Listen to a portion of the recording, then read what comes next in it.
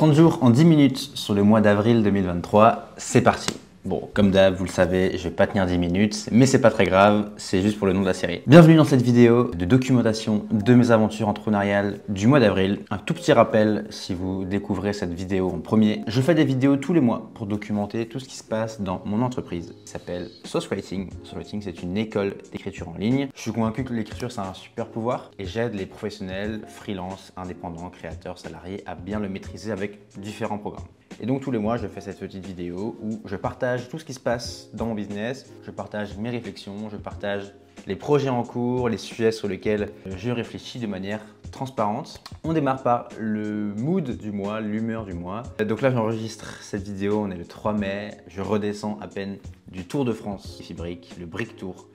C'était un mois incroyablement intense, incroyablement riche, incroyablement tout ce qu'on veut imaginer, tout plein de choses. Je vous en reparle juste après, mais on vient d'animer avec Kylian Talin d'Inspiration Créative 10 conférences en 10 soirs dans 10 villes différentes. Donc on a commencé à Nantes le 18 pour enchaîner par Bordeaux, Toulouse, Marseille, Nice, Lyon, Strasbourg, Lille, Paris et Rennes. Donc 10 villes, 10 soirs. Et on a fini à Rennes le 28, donc il y a quelques jours. C'était hyper intense, c'était une expérience marquante que après d'oublier, voilà, marquante à plein d'égards. Et donc je démarre ce mois de mai par une petite semaine de vacances, actuellement en Bretagne, à Concarneau, dans un Airbnb, où je me repose un petit peu, je prends le temps de lire, je prends le temps de me remettre de tout ça. Je tourne cette vidéo aussi de documentation du mois, je vous en parle un tout petit peu juste après. Et puis, comme d'habitude, je vous aussi les chiffres du mois en fin de vidéo. Rubrique numéro 1, donc les projets du mois. Comme je viens de vous le dire et vous en doutez, mon mois d'avril, il a été quasiment intégralement dédié au défi Brick sur 3 volets.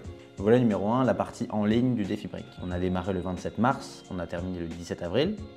Tout mon mois d'avril a été pris par l'animation du défi en ligne, de l'expérience en ligne. Le petit bilan, c'est que sur 3 semaines, on a eu 6000 participants. Donc c'est un x4 par rapport à l'an dernier où on avait 1500 participants. Donc là-dessus, on était déjà très content. Au total, c'est plus de 45 000 briques qui ont été publiées. Donc une brique, c'est une création sur un réseau, quel qu'il soit. Donc 45 000 créations qui ont été publiées en 3 semaines. Donc c'est assez dingue. Des millions de reach sur les plateformes. Des millions d'impressions, un engouement assez dingue, des messages dans tous les sens sur le groupe Discord du défi et beaucoup de choses qui se sont passées ici et là, donc c'était très riche de ce point de vue-là. Ensuite, après la partie en ligne du défi, on a enchaîné par le fameux Tour de France en physique dont je vous parlais, avec les 10 villes. On a eu juste un tout petit jour de pause au milieu qui a fait beaucoup de bien. Et c'est certainement l'expérience la plus intense que j'ai vécue ces dernières années. Et je vous fais un petit peu le programme de chaque journée. Je me suis marqué sur un petit truc. Pour vous faire simple, donc le matin, on avait une équipe de 6 personnes. Moi, Kylian d'Inspiration Créative, Mathias qui est l'alternant chez moi, chez Sauce Writing, et Maël et Steven alternant chez Kylian. Et on avait Nicolas en plus, qui était freelance vidéaste pour nous suivre pendant tout le Tour de France. Donc tous les matins, on se déplaçait à 6. On avait un van floqué des fibriques et puis une espèce de grosse voiture pour déplacer les autres personnes et puis tout le matériel. On se déplaçait vers la prochaine ville. Imaginons on arrive à Marseille. Le but, c'était d'arriver en début d'après-midi pour avoir le temps de faire des plans vidéo, pour avoir le temps de préparer la conférence du soir, de bien s'installer, de bien arriver. Donc on tournait des plans. 18 h, on commençait à accueillir les premiers participants sur le lieu de la conférence qu'on avait loué pour l'occasion. 19 h, on démarrait la conférence qui durait entre 1 h et 1 h 30. Et à partir de 20 h 30, on signait des dédicaces pour notre livre, je vous en parle dans un instant, jusqu'à 23 h. 23 h, on essayait de manger quelque chose quelque part, donc c'était souvent McDo parce qu'il n'y a plus que ça d'ouvert. On essayait de se commander un plat livré voilà, rapidement. Et ensuite, vers minuit, on arrivait très gentiment sur le lieu sur lequel on était hébergé. Donc sur 10 villes, je pense qu'on a été hébergé 7 ou 8 fois chez des gens. Donc des gens adorables qui nous ont reçus à 6. On arrivait à minuit, on discutait un petit peu. Le temps de discuter était 1 heure, parfois un peu plus. On se rendormait et le lendemain on se levait vers 8 h, etc., 7 h, 8 h. En fonction de la qualité de la nuit qui n'était pas toujours optimale, mais ça fait partie du jeu, on dormait plus ou moins bien. Et après rebelote pendant 10 jours. Donc c'était plutôt costaud. Chaque soir, on avait une moyenne d'une centaine de personnes, parfois un peu plus, parfois un tout petit peu moins. Sauf à Paris où on était près de 300. C'était assez ouf, c'était dingue de voir l'engouement des gens, c'est dingue de voir c'est passé. Franchement, j'ai encore du mal à mettre des mots dessus. J'ai besoin de prendre du recul, etc. Il y a une question là-dessus, j'en reparle juste après. Mais voilà, en termes de contenu, On a profité de ce Tour de France pour publier pas mal de contenu, notamment sur Instagram. Instagram, on l'utilisait de deux manières. Un, pour documenter un peu le voyage au fil de l'eau, avec plein de stories sur un peu les coulisses, le van, quand on arrivait, etc. Et puis grâce à Nico et Steven qui étaient à la vidéo, on essayait de sortir 1 à 2 vidéos Insta Reels, donc des formats d'une minute par jour, sur les aventures. On documentait un défi qui était de vendre 1000 livres en 10 jours et tout ça. Là-dessus, on est très content. Il y a encore d'autres vidéos qui vont arriver, mais si vous voulez les voir, allez jeter un œil à mon compte Instagram, Valentin Decker. Et voilà, et ce qui est ouf, c'est qu'on a vu plus de 1000 personnes en 10 jours qui étaient venues nous voir. Ouais, c'est fou de se dire qu'il y a des gens qui se déplacent parfois 1 heure de route, 2 heures de route, parfois qui prennent l'avion pour venir juste passer un temps de conférence avec nous. Donc c'est incroyablement gratifiant. Ça ne peut que donner de l'énergie quand il y a autant d'amour, autant d'énergie qui se passe. Donc c'était assez génial.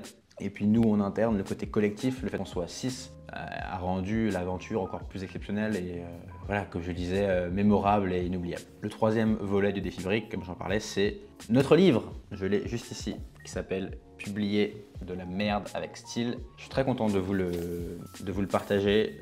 On est super fiers, il est de très bonne qualité. Et en fait, comme je vous le disais, pendant le Tour de France, on s'était fixé le défi d'en vendre 1000 en 10 jours. Dans nos vannes, on avait des cartons avec 1000 livres, ça prend de la place. Et on se disait, ok, tous les soirs, on va essayer de le présenter aux parties des places pour venir nous voir et on va essayer de leur donner envie de l'acheter. Au final, on finit le compteur à 850 ventes. On n'a pas atteint les 1000, mais quelque part, les 1000, c'est un chiffre arbitraire qui n'avait pas de sens. C'était juste un défi intéressant qu'on trouvait et ça faisait contenu.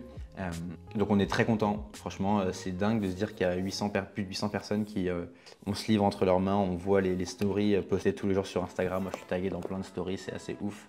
C'est un accomplissement qui est assez fort pour nous. Et voilà, je tiens à remercier du fond du cœur toutes les personnes qui nous ont fait confiance, toutes les personnes qui nous ont suivis sur le livre et qui l'ont entre leurs mains. Pour l'instant, on n'a que des super retours, donc on est très content. On a plein de gens qui nous disent « Ah, il y a ce chapitre, ah, j'ai souligné plein de choses, etc. » Pour l'instant, on l'a vendu uniquement en physique pendant le Tour de France. Et désormais, depuis hier, depuis le 2 mai, il est disponible à la commande en ligne. Je vous mettrai le lien en description, mais si vous voulez jeter un œil, si vous aimez mon travail, je pense que ce livre va forcément vous plaire. Je vous lis la 4e de couverture pour que vous compreniez bien. Donc le livre s'appelle « Publier de la merde avec style ». 36 conseils pour créer, construire votre discipline et devenir un créateur accompli sur Internet. Ça, c'est le sous-titre. Et la 4e de couverture, je la lis. Et si pour devenir exceptionnel dans notre travail, il fallait d'abord accepter d'être nul? C'est contre-intuitif et souvent dur à envisager. Mais pourtant, c'est souvent ceux qui arrivent à pratiquer et à affiner leur travail chaque jour sans avoir peur d'essayer qui finissent par percer. Ils ont débloqué un super pouvoir qui les accompagne au quotidien, l'action. À travers les 36 chapitres du petit livre que vous tenez entre les mains, nous avons à cœur de vous transmettre des réflexions profondes pour changer votre façon de voir le monde et développer vos projets. Publier de la merde avec style vous inspirera à commencer avec ce que vous avez, à accepter d'avoir honte, et à répondre présent sur le long terme pour avancer malgré les doutes et les peurs inhérentes à la création. Donc voilà, si vous avez envie de suivre le merveilleux chemin de la création, de l'entrepreneuriat, du fait de faire des projets en ligne, c'est un livre qui peut vous plaire. Je précise que c'est aussi un bel objet illustré. On a travaillé avec une super illustratrice qui s'appelle Mélodie, qui a fait la couverture. Et dans le livre, on a pris le soin aussi de glisser des belles illustrations qui illustrent les chapitres. Voilà, comme celle-ci par exemple, il y a plusieurs illustrations. On a travaillé aussi avec Denis, partie mise en page qu'on a vu à Marseille. Je vous mets le lien en description. Et puis le gros plaisir aussi, c'est qu'on a eu la chance, donc on était à Paris, c'était le 27 avril, de faire une dédicace dans l'une de mes librairies préférées à Paris, qui s'appelle Le Divan, qui était juste à côté de là où j'habitais avant, dans le 15e, à Convention. Une trentaine de personnes est venue pour acheter notre livre à ce moment-là. On a pu prendre le temps d'en parler. C'était assez dingue de se dire que moi, il y a quelques années, j'allais acheter mes livres là-bas et là, je me retrouvais ici sur une table en train de faire des dédicaces dans ma librairie de quartier. Donc, beaucoup de plaisir. C'était très chouette. C'était une super expérience. On a fait des belles photos. Il y a belle fierté. Donc, voilà pour le défi brique. Et donc, bon, à part ça, j'ai pas eu le temps de faire grand-chose au mois d'avril, vous vous en doutez. Le truc que j'ai fait aussi, c'est envoyer Pygmalion, la dernière édition. Je l'ai terminé juste dans le train avant d'aller chez Kylian en Vendée. Avant de le rejoindre avec Mathias, on a terminé. Donc voilà. Venons maintenant aux réflexions du mois. Ce mois-ci, j'ai 3 réflexions que j'ai envie de partager. J'ai appelé la première « Le chef et le cuisinier ». J'imagine que c'est votre cas aujourd'hui, mais je réfléchis beaucoup, je pense beaucoup aux IA et tous les outils qu'on voit arriver et à leur impact sur mon métier, nos métiers, tous les métiers créatifs, tous les métiers intellectuels. Et la métaphore l'image du cuisinier, du chef, je la trouve hyper intéressante. Je l'avais lue une première fois il y a très longtemps. dans le blog Wait But Why de Tim Urban, qui est une réécriture en ligne.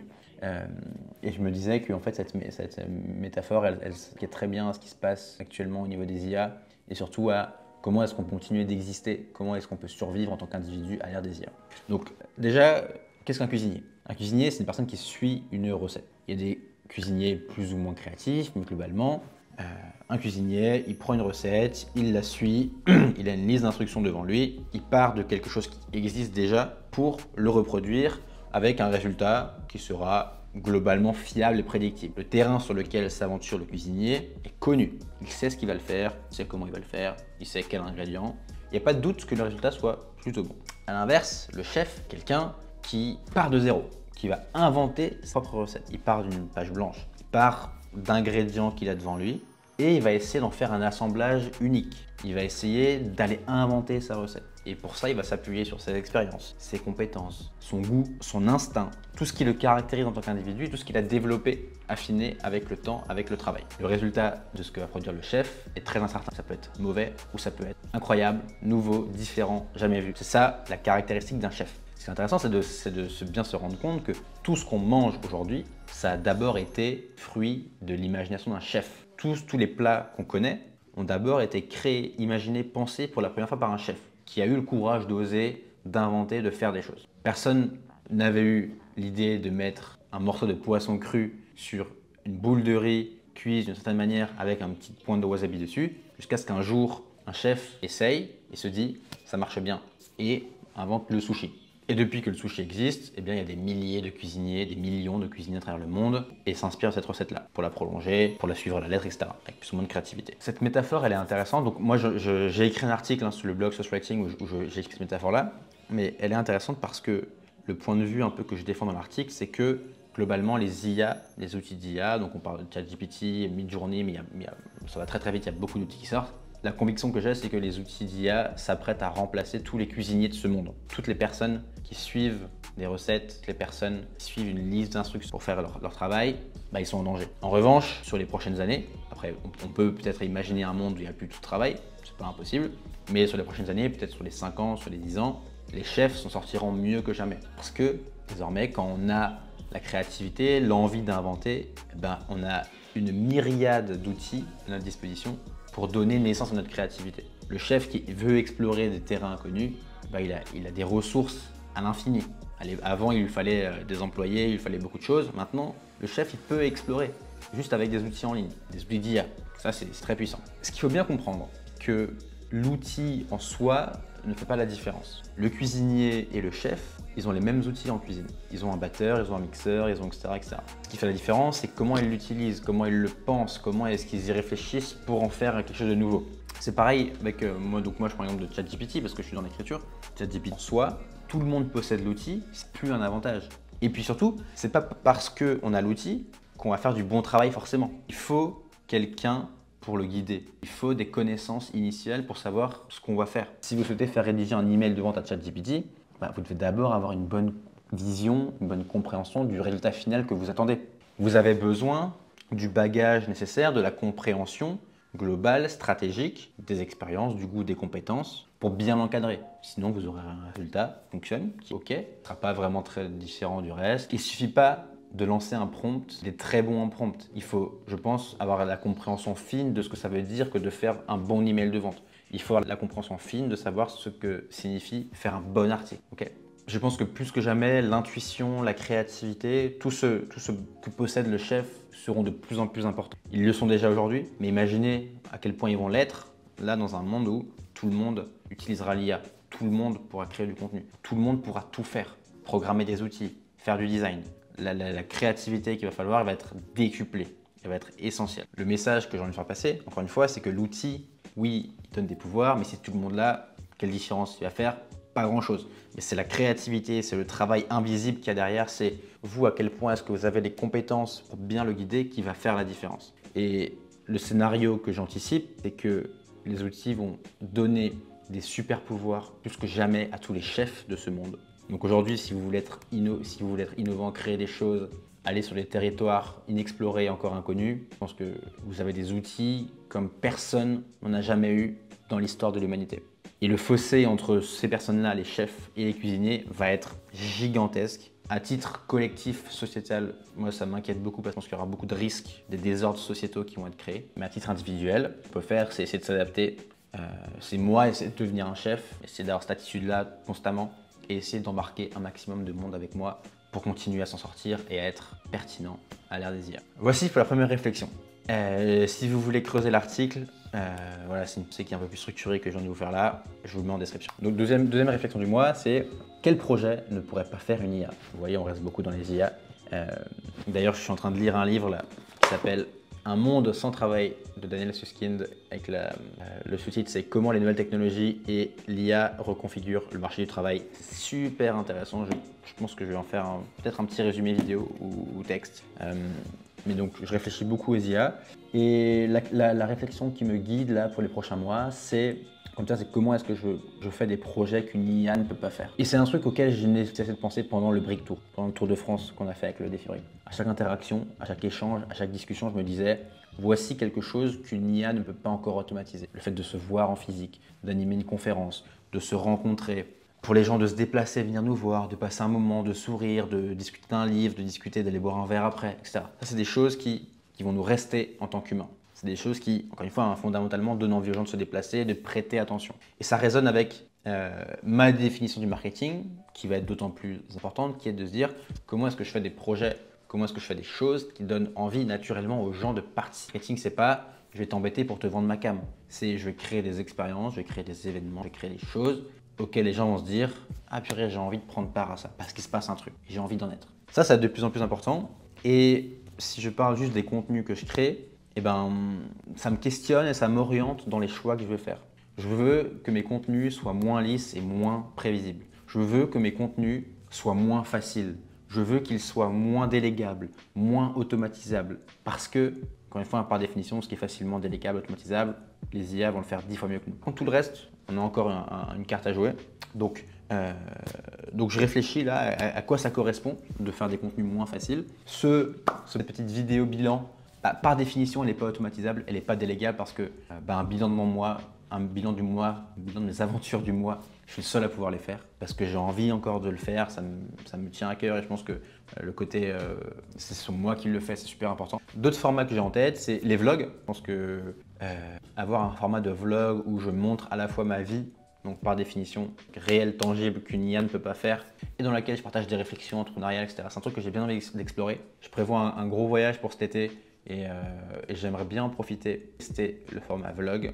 Voilà, j'ai envie de documenter ce que je fais et encore une fois, faire des projets, faire des contenus, des belles pièces de contenu qui ne sont pas faciles. Le vlog, c'est dur. C'est justement ce qui le rend, fait qu'il a de la valeur. Deuxième piste que je vais continuer à explorer, c'est continuer à écrire des articles entre guillemets qui sortent du lot et qui ressemblent à aucun autre. Moi, s'il y a une fierté que j'ai, c'est que si vous allez sur le blog Social Writing, je vois peu de gens, je vois peu de créateurs en ligne qui écrivent ce que j'écris. Articles sur le Japon, j'ai fait, et même tous ceux avant, personne ne fait ça en France. C'est prétentieux de dire ça, mais en tout cas, moi, je pense que, à part des journalistes, mais des créateurs qui vivent de leur contenu, etc., tout le monde fait du contenu court. Certains font d'excellents contenus vidéo, d'excellents contenus audio au format long, mais du contenu court, du contenu long écrit, je connais peu de monde. D'ailleurs, je suis curieux de savoir si vous en avez en tête. Et donc, j'ai envie de continuer à faire ça et toujours en me basant sur des expériences réelles, s'appuyer sur ce que je vis. Mais j'ai toujours cette formule en tête qui m'obsède, c'est comment rendre mes contenus joueurs, personnels, observationnels. Et les vlogs, ça rentre complètement là-dedans. Les articles que je vais écrire, ça rentre là-dedans. Même le truc sur le chef et le cuisinier, ça rentre là-dedans. Et puis dans le cadre du Tour de France, on va aussi faire un documentaire, je vous en parlais un petit peu tout à l'heure. On va publier un documentaire d'1 heure qui va vous embarquer dans les coulisses du Tour de France avec un bel arc narratif sur lequel on est en train de travailler. Ça rentre aussi dans cette case-là. C'est un contenu qui est super dur, qui n'est pas automatisable, qui n'est pas délégable à quelqu'un ou à la ChatGPT. C'est un contenu où on veut mettre de l'humain, on veut qu'on s'amuse dedans, etc. Donc voilà. Et c'est déjà une question que j'avais beaucoup, mais qui va d'autant plus me servir là à l'ère des IA, c'est comment est-ce que je peux vivre des expériences uniques qui vont me donner de la matière riche, inattendue pour mes contenus. Ça, c'est une super expérience. Ça peut se faire de plein de manières. Voilà, aller faire un Tour de France, c'est une manière de faire. Aller expérimenter, aller faire ce que l'on prêche aller partir en voyage. Bref, il y a plein, il y a partir en aventure, tester des choses, faire des projets, il y a plein de manières de faire. Mais c'est une réflexion qui va d'autant plus me guider parce que ça me donnera de la matière. Là, j'ai envie de faire un article par exemple sur un bilan des coulisses du défi brique. Voilà, à part moi, personne ne peut l'écrire. Et ça fait du sens d'aller le lire parce que c'est un truc où on sait que ce sera personnel, il y aura des vrais tips, il y aura des vrais trucs actionnables. Donc voilà. Et puis, dernière réflexion du mois, on parle plus d'IA cette fois. On parle de l'accélérateur freelance sauce writing. J'ai pris la décision de changer un petit peu le discours marketing et je vous explique. Petit point de contexte. Donc, j'ai un programme de formation qui s'appelle l'accélérateur freelance sauce writing. Il s'adresse aux freelances en écriture, copywriting, content, SEO, etc., tout ce qu'on veut, qui veulent dépasser un plafond de CA auquel ils en sont, structurer leur activité et pouvoir en vivre sereinement. Et ce programme, il repose sur un double axe. Un axe écriture, on travaille sur compétences fondamentales d'écriture, tout ce dont je parlais avant, affiner les compétences, affiner le goût, affiner l'expérience, pour faire des prestations en écriture, d'autant plus important que les clients apprécient.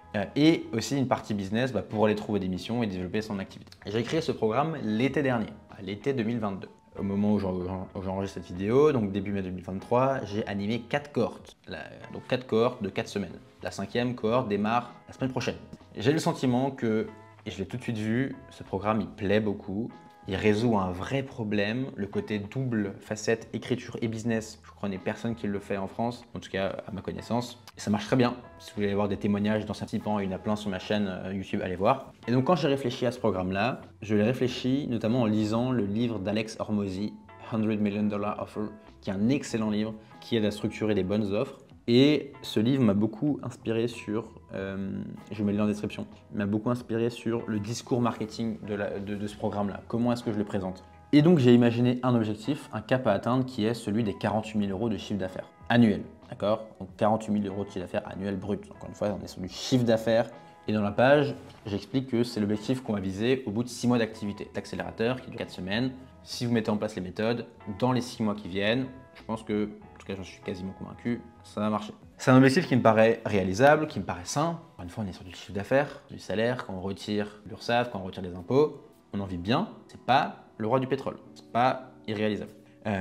Avec cet objectif en ligne de mire, de vivre de l'activité. C'est un discours qui jusque-là a beaucoup marché parce que quelque part je vends un résultat concret, parce que les gens peuvent se projeter, parce que les gens peuvent se dire ah oui ok, voici le genre de résultat que je peux atteindre d'ici 6 mois. Et puis bon, c'est pas étonnant parce que dans le livre, Hormozy l'explique très bien, les meilleures offres qui permettent un retour sur investissement. Donc oui, l'accélérateur coûte 1 200 €, mais si ça te permet de développer ton activité en 6 mois et d'aller récupérer ça en chiffre d'affaires, quelque part, l'investissement, il est facile à faire, il est facile à prendre. Donc, ça a marché, j'ai toujours rempli toutes mes cohortes, mais pour autant, de plus en plus, il y a un petit truc qui me titille avec cette manière de présenter l'offre. En termes de discours marketing, ça fonctionne, encore une fois, mais je trouve que c'est toujours délicat de s'engager sur un résultat spécifique et concret. Car concrètement, moi j'ai beau faire le maximum, j'ai beau mettre en œuvre tout ce qui est à mon pouvoir, et j'essaye à chaque fois à chaque cohorte de relever le niveau et d'ajuster, d'améliorer encore ce que je fais, mais j'ai beau faire le maximum, il y a toujours des éléments qui sont hors de notre contrôle, hors de mon contrôle en tant que formateur, et si ça ne dépendait que de moi et de mon programme, ça se saurait. Et la réalité, c'est que ça ne dépend pas que de moi et de mon programme. Il y a plein de choses qui passaient qui font qu'on n'atteint pas l'objectif. Et donc ça m'a beaucoup questionné. Puis aussi, je me disais que en mettant un résultat concret en avant, en faisant un petit peu le promesse des 48 000 € de chiffre d'affaires, je rentre un peu dans la catégorie des gens qui vendent un lifestyle, dans la catégorie des gens qui vendent liberté, richesse, indépendance, tout truc qu'on voit sur les pubs YouTube et Insta. Et ça me plaisait pas trop parce que d'expérience, j'ai vu beaucoup de choses. Toutes les personnes qui vous disent que telle manière, telle compétence, telle plateforme, c'est une opportunité pour devenir riche, indépendant, libre, c'est souvent du bullshit. C'est souvent des gens qui se moquent de la plateforme et qui le voient juste comme un moyen d'appâter des gens un peu naïfs et qui, eux, vont ensuite s'enrichir sur leur dos. Et ça m'embête. Moi, je vois plein de pubs. L'opportunité pour gagner sa vie en 2023. L'écriture en ligne, c'est pas une opportunité en soi. Je veux pas que les gens se disent « Ah, je vais faire de l'écriture en ligne parce que je vais pouvoir vivre ma vie avec et devenir libre. » Ça peut être comme un driver, mais c'est pas que ça. Pour moi, les gens que je viens de former, c'est des gens qui ont fondamentalement envie de poursuivre cette carrière-là, qui ont fondamentalement envie de se dire « J'ai envie d'écrire, que ça m'intéresse, ça me passionne. » Et oui, évidemment qu'il y a l'aspect financier. L'aspect financier, l'aspect j'ai envie, il est très important. Mais si on se lance là-dedans juste pour en vivre, c'est pas le bon plan. C'est clairement pas le bon plan. Moi j'ai commencé à écrire en 2016. J'ai mis 4 ans, 5 ans avant d'en vivre via un CDI et 6 ans avant d'en vivre via mon entreprise. Le chemin, il est long. Donc on a intérêt à aimer ce qu'on fait. Et donc ça m'embêtait d'arriver dans ce discours enfin, d'être associé à ces gens-là. Et donc j'ai décidé de revoir un peu l'approche marketing et d'aller sur quelque chose d'un peu plus soft. Je fais un compromis parce que c'est pas évident de changer un discours marketing qui fonctionne. Quelque part, on pourrait se dire, le rôle du marketing, c'est de donner envie aux gens d'acheter et après, c'est à moi de les convaincre. Je suis d'accord avec ça, mais il faut quand même que moi, je sois aligné. Et là, j'étais plus trop. Et donc, j'ai revu le discours. Le fond du programme est resté le même. D'ailleurs, je suis encore en train de l'étendre, de le renforcer. Plein de réflexions là-dessus. Je vais me poser avec Sandrine, qui a fait l'accélérateur là en mars, qui est une super élève et qui va m'aider à me faire plein de retours pour encore faire passer l'expérience au niveau d'après. Donc, la promesse qui est t'aider à vivre de l'activité, à vivre d'une activité de freelance, elle va rester. Par contre, je vais plus mettre en avant une promesse de chiffre d'affaires et je vais plus le dire aussi frontalement. Je vais un tout petit peu réduire la promesse que je mets en avant, mais toujours avec ce cap de si vous voulez vivre de votre activité, c'est le programme qu'il vous faut. Et donc là, j'ai fait les changements. Vous pouvez aller voir sur la page, je mettrai les liens en description. Je suis beaucoup plus à l'aise avec ça. Je suis beaucoup plus à l'aise, aligné de nos marketing, c'est très bien. Voilà pour mes réflexions du mois. Nouvelles rubriques que j'ai ajoutées, donc section questions-réponses. Si vous avez des questions, n'hésitez pas à les partager en réponse, en commentaire. J'ai quelques petites questions. Question numéro 1, comment est-ce que j'ai vécu le défi brique de l'intérieur? Comment est-ce qu'il m'a permis de progresser en tant qu'entrepreneur? Clairement, notamment le Tour de France, c'était une énorme machine à laver. Je pense qu'on n'a absolument pas eu le temps de se reposer une seconde pour souffler. C'était, comme je vous le disais tout à l'heure, c'était on fait une conf, on va dormir, on va à la conf d'après, on la prépare, on fait la conf, on discute avec des gens, etc. C'était une espèce de cycle sans fin qui fait qu'on n'a absolument pas le temps de comprendre ce qui se passe. Au final, c'est très bien parce que ça maintient sous pression, ça nous laisse dans cet état de constamment alerte. Là, cette semaine, je me repose. Mais donc, comme une machine à laver, vraiment. On en parlait avec l'équipe, c'est dur de se rendre compte de ce qui se passe avec les vidéos, avec tout ça. Puis ce que nous disent les gens aussi, ça nous aide à prendre du recul. Et comment est-ce que j'ai progressé en tant qu'entrepreneur grâce à ce défi? C'est une super question. L'un des trucs que moi j'ai appris en bossant avec Kylian là-dessus, en le voyant pendant tout le Tour de France, c'est que Kylian il se demande toujours ok, comment est-ce qu'on va chercher 5%, 10% en plus d'amélioration. On peut vite se dire, et moi j'ai un peu cette tendance-là à me dire ok, mais ce qu'on fait là c'est cool, c'est très bien, ça fonctionne, c'est chouette, etc. Et Kylian il est jamais satisfait. Il est tout le temps en mode ah mais comment je vais. Ok, mais et si on faisait ça aussi? Et si pour vendre des livres on allait faire ça? Et si pour amener encore plus de gens on allait faire ça? Et ça me tire vers le haut et ça me montre aussi qu'en fait, il y a toujours de la place pour aller faire mieux et que c'est une super réflexion parce qu'après, sur le coup, c'est inconfortable parce qu'on se dit « Attends, mais on va pas se rajouter ça en plus ». Mais on se le rajoute, on se fait un peu violence et après, on voit les bénéfices que ça a. Et on se dit « Ah oui, mais ça valait le coup ». Donc, allez me demander voilà, toujours comment est-ce que je vais faire les 5% en plus, les 10% en plus qui vont rajouter un petit gain et qui va faire que la soirée passe d'un 15-16 à un 17-18, c'est une bonne réflexion. Ensuite, question, est-ce que je suis beaucoup en mode nomade, à part le Tour de France? Un petit peu. Moi, j'ai un mode de vie où j'ai un appartement à Lyon, où j'habite depuis 2 ans et demi maintenant. Le gros avantage, c'est que je paye pas cher de loyer, parce qu'on est à 2 dessus, donc ça fait pas cher du tout, et que ça me laisse de la liberté, ça me laisse de la flexibilité financière pour voyager un petit peu. Donc j'aime bien me dire que allez, je me fais un gros voyage par an. Là, ça va être cet été. Et en plus, je bouge beaucoup, notamment en France. J'essaye de limiter un peu de prendre l'avion. J'essaye de plus prendre l'avion sur des week-ends, etc. pour aller en Europe. Je me réserve mon avion vraiment pour des gros voyages, mais pour le reste, j'essaie vraiment de limiter. Et après, j'essaie de beaucoup bouger en France, aller en Alsace chez ma famille, aller à Paris, voir des potes, aller me faire des week-ends avec des potes, aller bosser avec des gens sur des lieux accessibles, en train ou en voiture. C'est un peu ce que j'essaie de faire. Donc finalement, j'ai des phases où je suis peu à Lyon. Là, je suis pas à Lyon depuis 1 mois. Et après, je vais revenir, je vais te poser 2 mois et puis je vais repartir. J'aime bien l'alternance. Full nomade, je l'ai été un moment et c'est très fatigant, surtout si on veut bien bosser. Par contre, avoir une base qui permet de rayonner après. Question de Tiffany. Quels sont les derniers projets que j'ai lancés et qui ont échoué avec les leçons que j'en retire?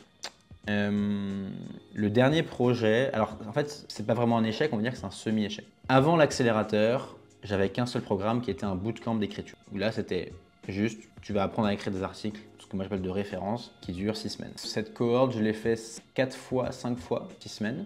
Et la dernière cohorte, d'ailleurs celle de ta partie Tiffany, il me semble, c'était il y a 1 an, c'était en mai-juin 2022. J'avais moins de monde qu'espéré. J'espérais entre 15 et 20 personnes et j'en avais 11 ou 12, ce qui n'est pas un échec en soi, Par contre, quand mon trimestre, quelque part, mon chiffre d'affaires reposait sur ces programmes-là. Donc là, quand je fais quasiment moitié moins, ça se sent sur les chiffres d'affaires. Et ce semi-échec, en tout cas, et je voyais bien que sur les bootcamps, à chaque fois, il y en avait un peu moins. Il y avait un peu moins de gens. Et donc, je me disais, ah purée, est-ce que j'arrive pas au bout de ce programme-là? Il a marché, et là, il marche plus trop. Et ça m'a... Il y a eu 2 réflexions. Ça a enclenché une grosse phase d'introspection en moi, une grosse phase de réflexion business, où j'ai un peu remis tout à plat et je me suis dit, ok, là je fais le constat, si je suis lucide, le truc que j'aime bien me dire, c'est que dirait un consultant extérieur s'il voit ton business? Si je suis lucide, je me dis que ce programme marche un peu moins, et il parle moins aux gens, il y a moins de clics sur les trucs, il y a moins de postules. Donc, soit je meurs un petit feu et je m'entête là-dedans, en pensant que c'est juste une question de marketing, je dois faire un plus gros lancement, soit je m'interroge sur les raisons. Et pour la faire simple, on pourra en discuter plus longuement si tu veux, Tiffany, mais j'ai juste fait le constat qu'il y avait 2 choses qui posaient problème. Numéro 1, c'est qu'il y avait de moins en moins de market fit avec l'offre. Juste écrire des articles, faut vraiment le vouloir. Et en tout cas, reposer mon business que là-dessus, c'était compliqué. En tout cas, la formule telle que je la présentais, elle marchait plus trop. Et parce que le marché, il évolue constamment. Donc c'est à moi de m'adapter. Cette formule-là, je l'avais pensée il y a 2 ans. Et en 2 ans, il se passe des choses. Donc, pas le choix de me dire, ok, constat, cette formule ne marche pas, il faut que je me réinvente.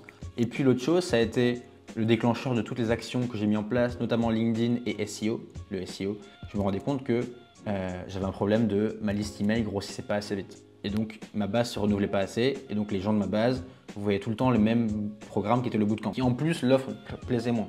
Donc, double problème. Marketing, offre. En tout cas, à quel point il y a de l'eau qui rentre dans le tunnel. Et puis, offre au bout du tunnel mal foutue. En tout cas, qui me plaisait moins. Et donc, ça a enclenché plusieurs réflexions. C'est là que j'ai lancé la version de l'accélérateur. Et je l'ai tout de suite vu, l'accélérateur.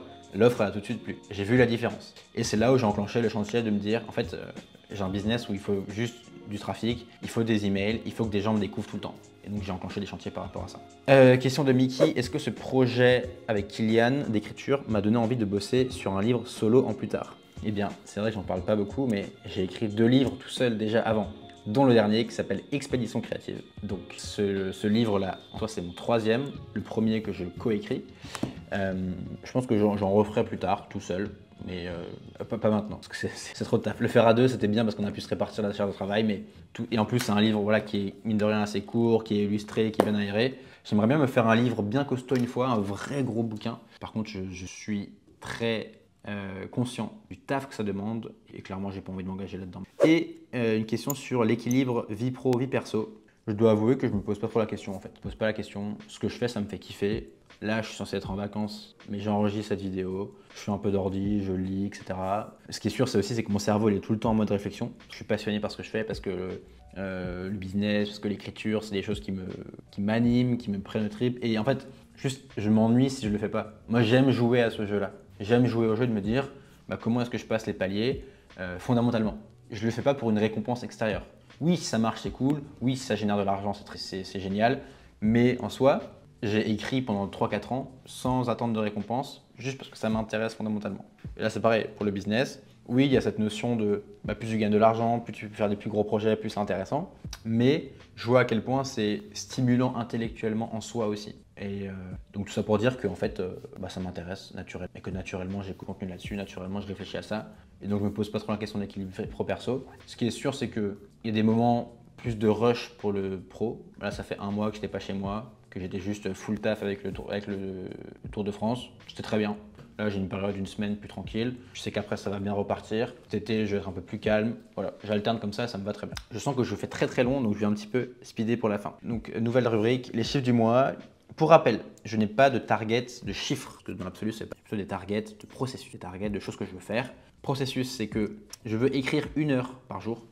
Et d'ailleurs, je vais aller voir en direct parce que je n'ai pas rempli les chiffres. Je veux écrire 1 heure de SEO par jour et je vais essayer de publier 15 posts LinkedIn par mois. Niveau SEO, ouais, c'est bien ce qui me semblait. J'ai pas eu le temps de faire grand chose. Effectivement, je n'ai pu rien faire à part le Tour de France. On a quand même publié un article avec Margot, la freelance qui bosse avec moi. Donc là, j'ai une freelance qui m'aide sur le SEO, très chouette, permet que les choses avancent. Et sur LinkedIn, j'ai posté 18 posts. Donc ça, très content. 18 posts. Et le post qui a le mieux fonctionné, c'est le post où Je parle de ma dédicace de ma librairie parisienne. C'est un post que j'ai un peu, voilà, volontairement, je me la suis un peu joué en mode LinkedIn, pseudo-inspirant, etc. Mais j'ai envie de le faire, content. Puis c'est bien de faire des posts comme ça aussi, je relâche la pression par rapport à ça. Donc voilà, donc malgré tout, malgré le fait qu'il y a eu le Tour de France, j'ai quand même réussi à poster régulièrement. Alors les derniers posts, c'était plutôt des posts où je partageais des vidéos qu'on faisait avec Nico et Steven, mais c'était très bien aussi. Sur le SEO, donc comme je le disais, on a publié un article sur le mois d'avril. Et puis, alors ça c'est... donc en SEO, voilà, j'ai absolument eu le temps de rien faire du tout. Je note sur les résultats une légère baisse du nombre d'impressions. 65 000 impressions, moins 500 versus le mois précédent. Et nombre de clics, 1320, moins 100 versus mars. Je sais pas d'où ça vient, il faudrait que j'investigue. J'ai vu que sur une bonne position, sur un bon mot-clé, j'avais perdu une position. Ça peut s'expliquer comme ça. Ce qui est sûr, c'est que j'avais connu une très grosse croissance sur les mois précédents via le SEO. Donc là, ça stagne un petit peu. Quelque part, c'est pas très grave. Je vais bien m'y remettre là sur les prochains mois. Rien d'inquiétant, mais petite stagnation à noter. Et enfin, les projets du mois à venir. Donc là, comme je le disais, je démarre un accélérateur. Je démarre l'accélérateur, la nouvelle cohorte, le 9 mai. Oui, mardi 9 mai. Donc on repart pour 4 semaines avec 10 personnes. Ça va être très chouette. C'est une super promo, des gens qui sont venus voir lors du Tour de France. Donc si vous regardez cette vidéo, préparez-vous parce que ça va être très très cool. Je vais faire le lancement de mon livre, du Publier les mains avec style, en ligne. Je vais peut-être faire une petite communication là-dessus aussi sur les semaines à venir. Terminer le documentaire du Fibric. Ça va plutôt être Nico qui a bossé dessus, mais il y a peut-être des inputs à faire dessus. Et puis surtout, je vais lancer aussi ma formation sur le copywriting de séquence email. Pareil, partager voilà, des méthodes pour ensuite être capable de bien assimiler les choses, bien comprendre comment ça fonctionne et après pouvoir le faire soi-même, potentiellement avec des outils d'IA. Encore une fois, je pense que ChatGPT n'enlève pas le besoin de compétences. Au contraire, il le sublime. Les gens qui vont être très très bons avec ChatGPT, c'est les gens qui sont déjà très très bons de base. Il faut d'abord ces compétences-là. Donc je pense, ma formation comme ça, je ne suis pas pressé de la lancer parce que là, j'ai pas besoin de chiffre d'affaires en soi. J'ai envie de prendre le temps de bien faire les choses. Donc, quoi qu'il en soit, j'ai quand même bossé dessus, j'ai quand même avancé sur le programme. Je pense la lancer courant juin. Donc voilà.